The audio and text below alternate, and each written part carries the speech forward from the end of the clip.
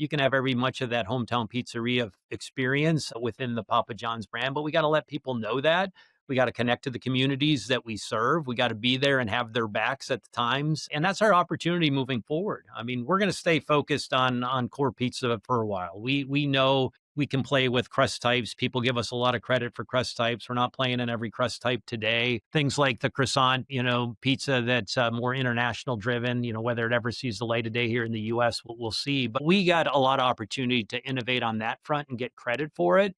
But then over time is the work that we've done to, recalibrate our ovens and to take bake temperatures down and slow them down a little bit, really opened the world of possibility to be not just the best pizza makers in the business, but can we really evolve to be the best bakers in the business? That gives us a chance to start to do some other adjacent pizza category stuff in our restaurants, operationally simple, but with that hometown pizzeria feel. So you'll start to see some of that take life as we look at our innovation calendar into next year, probably more in the back half of 26 and into 27.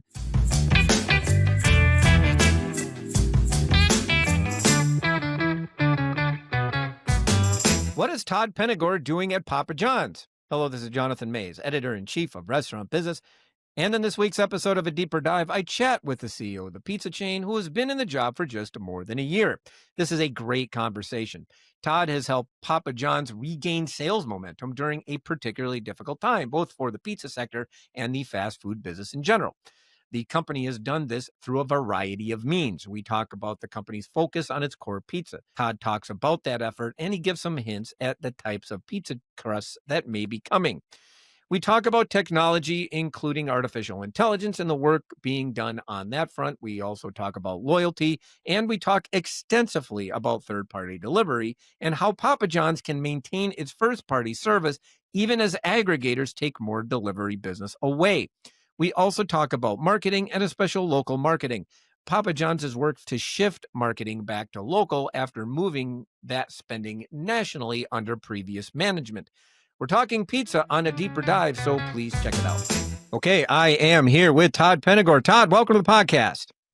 Well, thanks for having me today, Jonathan. Always a pleasure to spend time with you. All right, so I found your strategy fascinating because you're a pizza chain and you've had to focus on pizza over the past several months. Tell us a little bit about that. Yeah, no, I think we had to get back to the core. And, with any brand, sometimes you lose your way along the way. And we had to get focused on really driving operational excellence at the restaurant level. And, we did a few things right out of the gate when I got here. And first and foremost is we renamed our 3 restaurant hubs that we had in Milton Keynes, Louisville, and Atlanta as the restaurant support centers, because we had to be in service of our general managers. And we had to work to make sure that we set our general managers up for success. And what we really did is wanted to focus on an aspirational vision of being the best pizza makers in the business. And we've really focused everything around that, what we do operationally, what we do from an innovation calendar, what we do from marketing messaging to bring that all to life. And it's been paying dividends for us. We've had a lot of rhythm breakers in our restaurants. Papa Diaz served their purpose at a point in time. Papa Bites play a role on the menu. But those are items that take away, and I call them rhythm breakers because they really do break the rhythm on the line when you're building great pizzas day in and day out. And we focused ourselves back on the core, and you've seen the results of that. I mean, core pizza sales in first quarter up 4%, second quarter up 6%. Clearly, we've got some headwinds on some of the rhythm breakers that we're going to have to work beyond and find replacements for those that are operationally less complex into the future. But the focus on the core has driven overall satisfaction. It's driven our taste of food, and it's building some momentum in our business. And it was nice for us to return to positive sales growth on positive comp growth, both in North America and international in the second quarter. Right. I mean, I think it's fascinating. One of the pizza sector to me is very fascinating. And one of them is, over the years, I think companies have tried different things in terms of, different types of pizzas and weird toppings and all of these other things.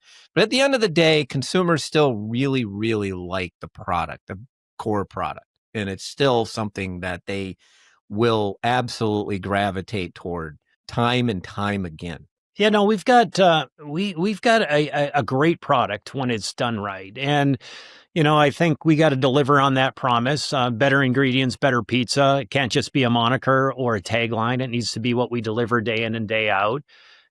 So it starts with the executional excellence, and then you got to go continue to tell your story in unique and different ways. And we've been doing that. I spent a lot of time working in the restaurant in my first 6 months, and was really inspired by our general managers around the craftsmanship of the pizza that we have, and how we build it and how we make it to order, and the passion that goes behind that. And a lot of that work that I did in the restaurant, the marketing team took and ran with it, and was the inspiration for our Meet the Makers campaign. And version one was really around the craftsmanship of the pizza back in the setting of what makes Papa John's unique, special, and different, and how we bring our brand to life. And it's evolved into, really telling our story around six simple ingredients. That is so important today, not just for Gen Z, but for Gen Z Alpha and the next generation of consumer, and the cleaner and better ingredient label that we have. And fresh, never frozen, original dough is just as important. And we're telling those stories to make sure that the consumer understands it. We're doing that from a linear mainstream TV perspective. But we've also brought our social voice to life, and we've evolved our media mix. We're spending a lot more on the social and digital front. And we know we can be a little more brazen and really talk about why we are unique, better, and different than the competitive set, because we've got the goods to back it up, not just from the six simple ingredients and the fresh, never frozen original dough, but how we bring our sauce to life, and from field to package to restaurant, is pretty special because it is fresh. We're really proud that from the fields to our packaging, literally within 24 hours, we're getting our sauces set up, and want to deliver on the promise of what this brand was founded on. Mm-hmm. So did you take in some lessons from your Wendy's days on the social media? We are. I mean, clearly we learned a lot, and we did a lot of work back in the day at Wendy's to really figure out what our voice could be. At that brand, we weren't a king, we weren't a clown, we were Dave Thomas's daughter, and had to have a voice that was authentic. And authenticity is everything in today's world with the social voice. And you have to be able to have a voice that then is supported by what the brand stands for.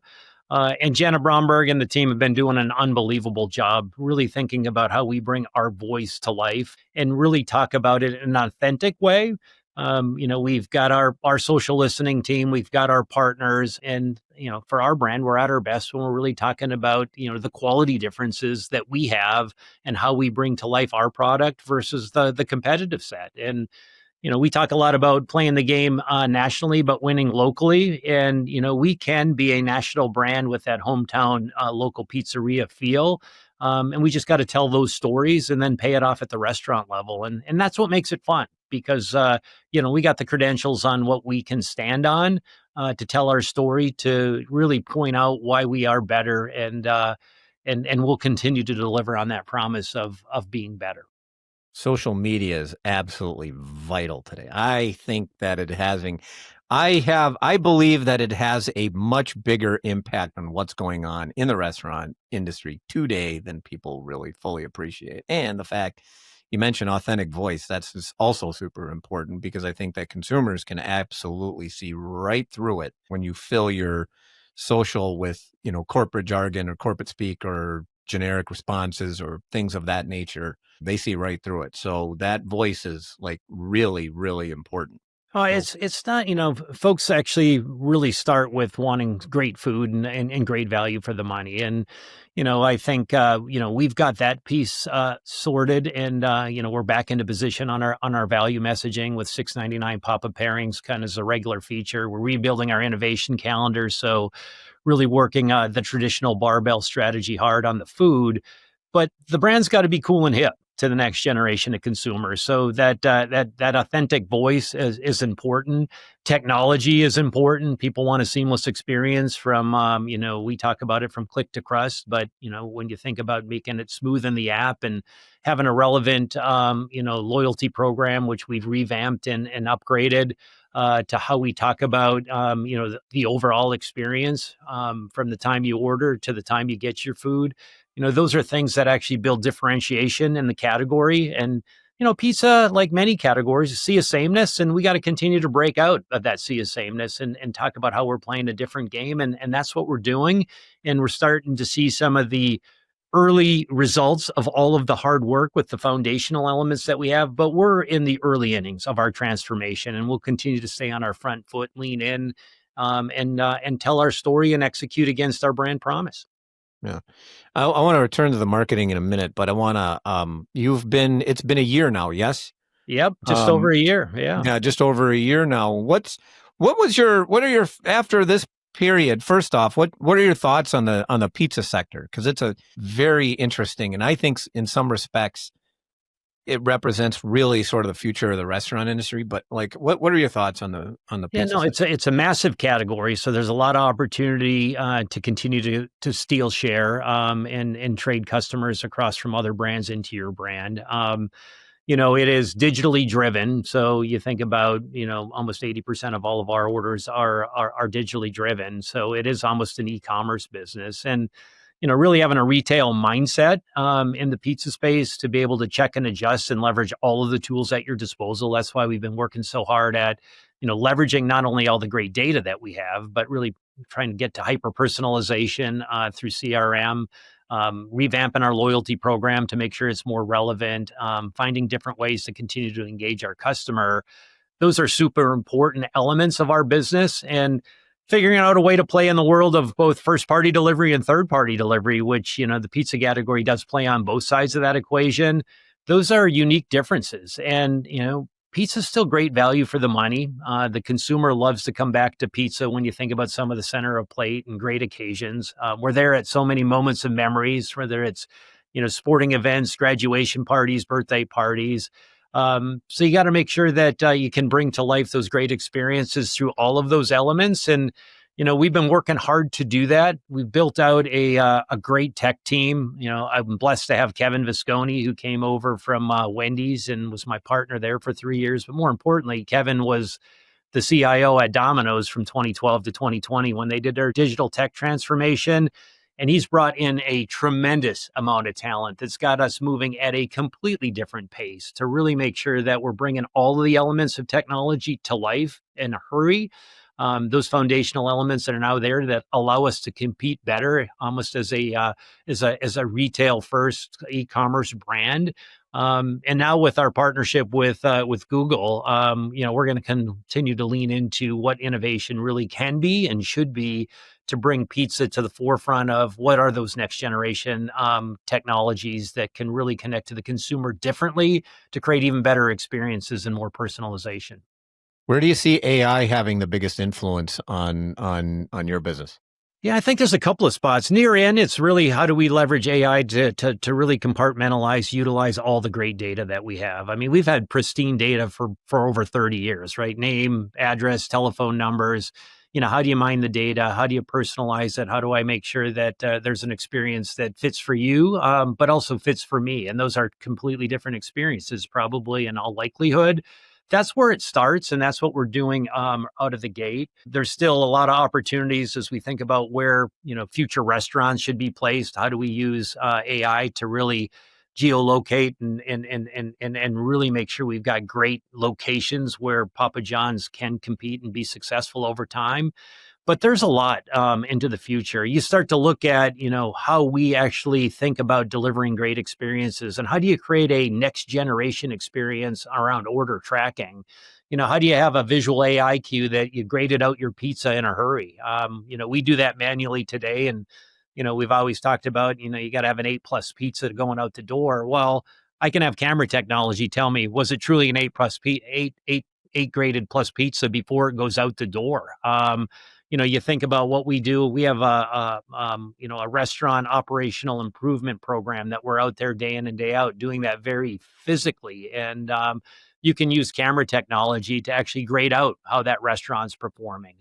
You can take a lot of the medial, the challenging tasks around inventory taking, which, after a long day of making pizzas and, counting inventory manual, but now moving to camera technology to quickly take and leverage AI to do inventory at the end of the day. Those are all powerful tools that take away, the time from our staff on non-consumer facing and away from the line activities, and we can get them back onto the line and get them really focused on making great pizzas and being focused on that, but then having the tools to make sure that we can help them become even better at the craft by coaching more often. So you're using camera technology. Are you using that in company locations, or are franchisees starting to use it? Just starting to test it, Jonathan. We've done a few things in the past on some of the camera technologies, and there's been various things in, not just this brand, but other brands. But with our partnership with Google, we're leaning in company locations to test and learn, how can we really leverage camera and AI technology to better support our teams, to better train our teams, and then importantly, to really make sure that we can deliver on a great customer experience. And then the question becomes, once we have that all internally driven, can we actually create a differentiated delivery tracking experience with those elements to make sure you had a great pizza going out the door and it's getting tracked, and we can manage the temperature from the time it leaves the restaurant to the time it shows up at your house at a temperature that, feels right for delivering great tasting pizza, because temperature is number one that you need to have delivered beyond having it right. Those are things we're behind on delivery tracking today. Only 60% of our restaurants, believe it or not, track your delivery from the time it leaves the restaurant to the time it gets there. We'll be 100% by the first quarter of 2026. But we can think about how we really recreate what is the next generation of tracking that is super relevant to the consumer, that makes feel like you got a really personalized experience from the time the pizza's getting built to the time it's actually getting put in the box to the time it gets into the delivery car to the temperature that it's at when it gets delivered to your residence. Those are things we're working on right now, and we're testing and learning those things in real time in company restaurants today. You also previously mentioned third and first party delivery. Papa John's pretty much, at least among pizza chains, and frankly, much of the restaurant space has been a pioneer in the use of third party aggregators to for that business. And so you have a fairly well established relationship with those. Where is this going, and what does the use of these aggregators mean for first party delivery at chains like yours? Yeah, no, we were an early mover into third party delivery, and it's actually paid dividends. I mean, there's times of the day where we don't have drivers clocked in when you think about, early in the day at lunch or late at night. So it's really extended our reach to be able to deliver great pizzas across all day parts on a regular basis. But, over time, first party and third party are going to have to coexist. The best experience should always be in first party, whether that's the customer service, the speed, or the ability to make sure that we have all the data to get you into our loyalty program, and we can have that hyper personalization, and you can get the best deals, within our app going through first party. But, the overall category will continue to grow in third party. I mean, pizza wasn't founded there because we had our own first party delivery drivers. We'll find a way to continue to innovate and bring news to compete well in third party. And we've got great partnerships with all the third party firms to make sure we got relevant offers. And, part of being relevant is, having scale, delivering great news through innovation, and having great partnerships on the deal front and the third party, while also having some of your best experiences and your best deals in the first party. And we're pretty confident with how we've evolved our app, and we've got, our next generation app in beta. So it's getting even better, and we'll roll that out very soon. But we got our loyalty program in a really good spot right now. The old days, it was $75 of purchases before you've got $15 off on a purchase into the future. And now it's, $2 off of 15, or 10 rather. But it's really driving. Every time you make a purchase, you see real hard, cold cash show up in your loyalty program. And the great news is we're not bouncing you back to breadsticks or something you don't want. We're giving you cash, which is driving true value. And we're really seeing a lot of frequency gains and a lot of engagement in our loyalty program. The opportunity is, how do we go recruit kind of lapsed and new customers into our brand? Innovation can play a big role. Some good promotions and good price points play a role to recruit. But we think the biggest opportunity we have is to rebuild our innovation pipeline. We're starting to do that in the back half of the year. We got some exciting stuff that's really consumer-led, insight-driven for 2026. And if we can get folks coming in the top of the funnel, get them into our brand and get them into our loyalty program, we can really create engaging experiences to drive frequency and drive a lot of business into the future. Is a loyalty program going to be what keeps the first-party delivery business going? I think that's first and foremost. I think, really having an easy to use, quick to and simple ordering process within the app that ultimately drives you into a really compelling loyalty program keeps first party alive. I think if we can find some ways to really even create an even better tracking experience that maybe just a step above what the DoorDashes and the Ubers do, leveraging AI and cameras and other things, that could be a differentiator. But I think it is really anchored in, how do you have a really slick app that really drives you into the loyalty program, that really drives value, that keeps the first party, delivery alive, and then making sure that you got a great experience with our drivers. Because, if you think about how you win locally, our drivers really know the communities that they serve, and they really have that personal touch because they know a lot of the folks that are a frequent customer. And, that's an important element today to make sure you really got that hospitality in the overall delivery experience that really sets you apart from 3P. And we're going to continue to drive forth and make sure that happens day in and day out. Yeah. At what point, though, I'm going to ask this because any pizza executive I have with a heavy first-party delivery business gets this question.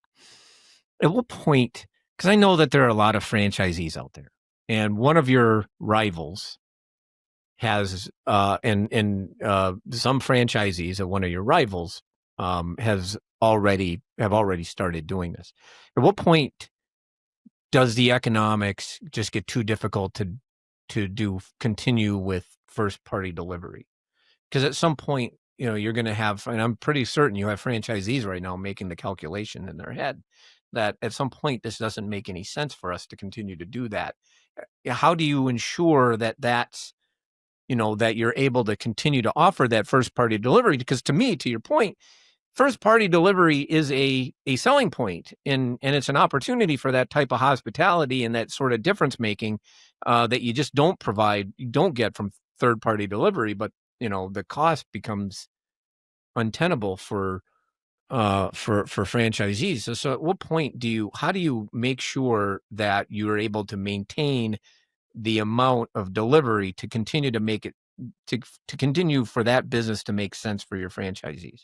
Yeah, I think first and foremost, we got to make sure that, we're driving enough business to our drivers so it's relevant to them, so they feel like they can make a good living. And, as you start to think about, how you actually do dispatch, and who's clocked in and, when do you get your first party delivery drivers the opportunity to deliver before you actually get a third party delivery operator to take that pizza. We've got work to do with our technology to be able to really flip that switch even better. And I think that certainly helps.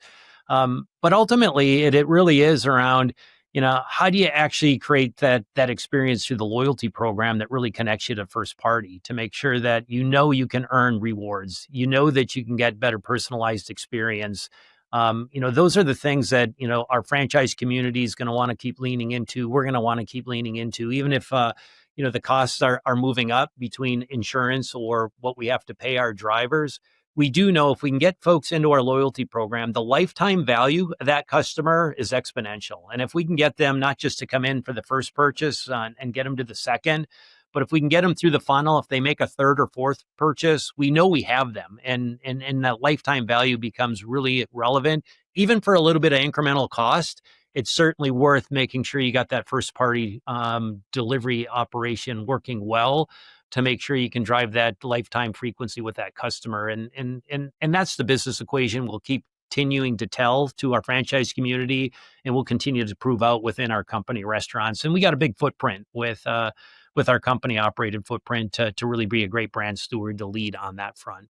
All right. So I want to ask you about local marketing. So one of the, your under prior management, the company deployed a pretty significant change to the marketing fund and how that's spent. And frankly, it didn't work.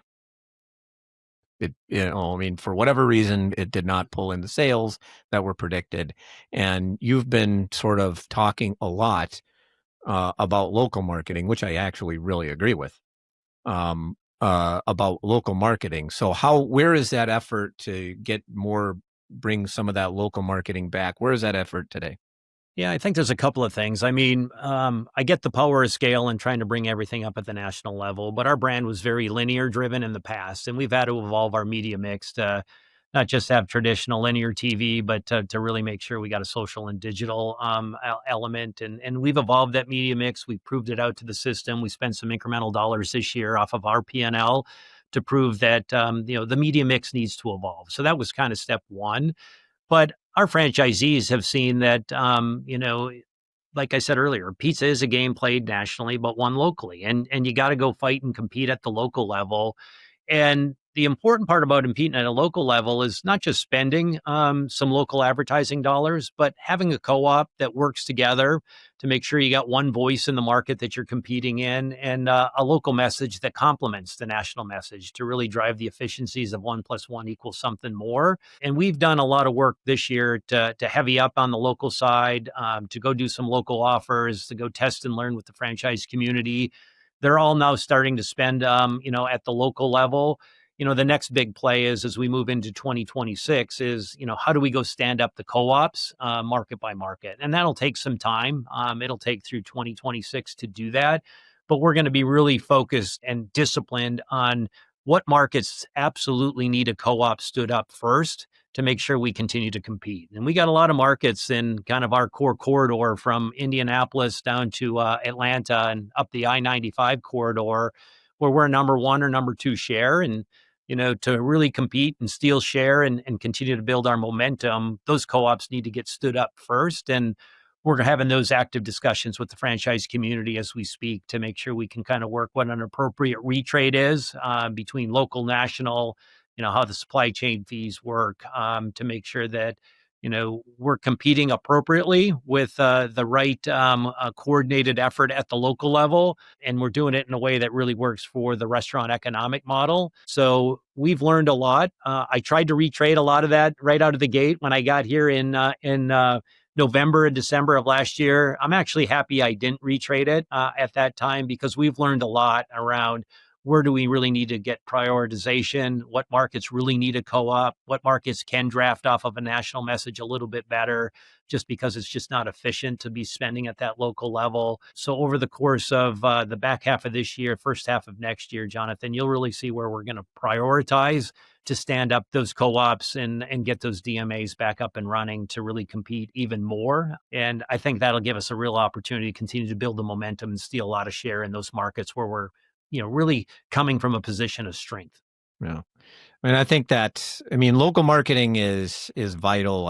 I was one, because I think if I look at the pizza sector today, it is a total 100% market share game. You're trading share with one another, and your potential down the line really is at the local market level, competing with local and emerging concepts.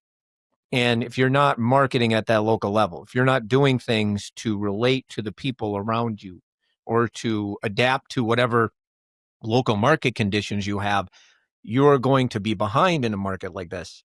And so to me, it is kind of paramount to have that sort of local voice. And and I see it all the time, like with really good franchise concepts that have a really good local marketing voice. It's really important, especially now, I think. Oh, super important. And with the quality that we deliver, and the experience that we're working hard to create day in and day out, we can be your hometown pizzeria at affordable prices. We all know when you go to all of our favorite hometown pizzerias, it's very expensive. And between the digital experience, the rewards program, the quality of the offering, and our price points, you can have every much of that hometown pizzeria experience, within the Papa John's brand. But we got to let people know that We got to connect to the communities that we serve. We got to be there and have their backs at the times. And that's our opportunity moving forward. I mean, we're going to stay focused on core pizza for a while. We know we can play with crust types. People give us a lot of credit for crust types. We're not playing in every crust type today. Things like the croissant, pizza that's more international driven. Whether it ever sees the light of day here in the U.S., we'll see. But we got a lot of opportunity to innovate on that front and get credit for it. But then over time is the work that we've done to, recalibrate our ovens and to take bake temperatures down and slow them down a little bit.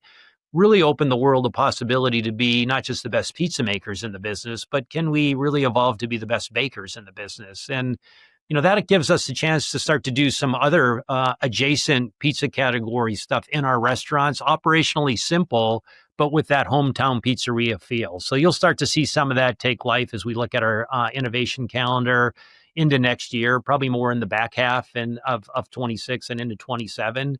But we first got to really perfect the craft of being those best pizza makers in the business before we start to figure out what else we need to do. But, recalibrating those ovens, slowing them down, taking the bake temperature up, not only helped us make a better core pizza, but it gives us a world of opportunity on the innovation front to play the game different in the future, which will be important to go battle for market share. Because you're right, the pizza category has been relatively flat as of recent times, even though it's great value for the money, but it's a massive category where there can be a few winners and a lot of losers. Superb. Well, that's a hint at things to come. Todd, this was fantastic. I really appreciate you joining me on the podcast. No, always a pleasure. Thanks, Jonathan. And that should do it for this week's episode of A Deeper Dive, which was edited, as always, by Spoons. Artwork by Nico Hines. You may find this and other episodes of the podcast on our website at www.restaurantbusinessonline.com/article/deeper-dive. But please subscribe on Apple Podcasts or Spotify. I'm Jonathan Mays, your host, podcast producer, and the editor-in-chief of Restaurant Business. Thank you for listening.